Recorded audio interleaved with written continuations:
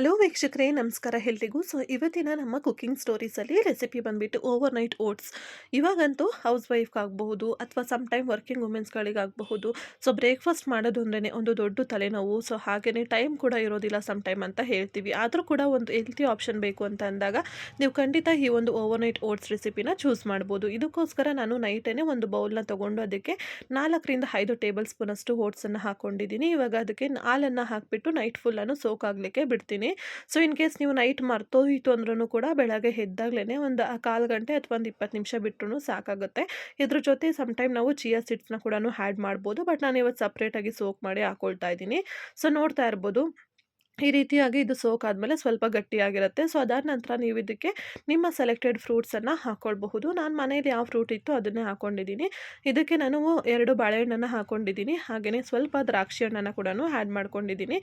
ನಿಮಗೆ ಮನೆಯಲ್ಲಿ ಈ ಫ್ರೂಟ್ಸ್ ಇಲ್ಲ ಬೇರೆ ಫ್ರೂಟ್ಸ್ ಇದೆ ಅಂದರೂ ಕೂಡ ಖಂಡಿತ ಆ್ಯಡ್ ಮಾಡ್ಕೋಬೋದು, ತೊಂದರೆ ಏನಿಲ್ಲ. ಅದರ ಜೊತೆಯಲ್ಲಿ ನಾನು ಸ್ವಲ್ಪ ಡ್ರೈ ಫ್ರೂಟ್ಸ್ಗಳನ್ನ ಆ್ಯಡ್ ಮಾಡ್ತಾ ಇದ್ದೀನಿ. ಇಲ್ಲಿ 2 ಥರದ ದ್ರಾಕ್ಷಿ ಅಂದರೆ ಡ್ರೈ ದ್ರಾಕ್ಷಿನ ಹಾಕಿದ್ದೀನಿ. ಹಾಗೆಯೇ ಅಂಜೂರ ಕೂಡ ಹಾಕ್ಕೊಳ್ತಾ ಇದ್ದೀನಿ. ಜೊತೆಯಲ್ಲಿ ಡೇಟ್ಸ್ ಕೂಡ ಆ್ಯಡ್ ಮಾಡ್ತಾ ಇದ್ದೀನಿ. ಖಂಡಿತ ನಾವು ತೋರಿಸುವಂಥ ಡ್ರೈ ಫ್ರೂಟ್ಸ್ನೇ ಹಾಕಬೇಕಂತ ಏನಿಲ್ಲ. ನಿಮ್ಮ ಮನೇಲಿ ಒಂದಿದ್ರೂ ಇಲ್ಲ ಅಂದರೂ ತೊಂದರೆ ಇಲ್ಲ, ಯಾವುದಿರುತ್ತೆ ಆ ಡ್ರೈ ಫ್ರೂಟ್ಸ್ಗಳನ್ನು ಆ್ಯಡ್ ಮಾಡ್ಬೋದು. ಇವಾಗ ನಾನು ಕ್ಯಾಶ್ಯೂ ನಟ್ಸ್ ಕೂಡ ಆ್ಯಡ್ ಮಾಡಿದ್ದಾಯಿತು.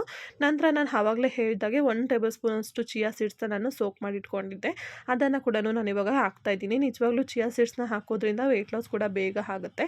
ಹಾಗೆಯೇ ನಿಮಗೆ ತುಂಬ ಬೇಗ ಹೊಟ್ಟೆ ಹಸಿವು ಕೂಡ ಆಗೋದಿಲ್ಲ. ಅಂದರೆ ಸ್ವಲ್ಪ ತಿಂದಿದ್ದೀನಪ್ಪ ನನಗೆ ಹೊಟ್ಟೆ ಹಸಿವು ಆಗ್ತಾಯಿದೆ ಅಂತ ಮತ್ತೆ ಬೇರೆ ಏನೋ ತಿನ್ನೋಕ್ಕೆ ಕ್ರೇವಿಂಗ್ಸ್ ಕೂಡ ಆಗೋದಿಲ್ಲ.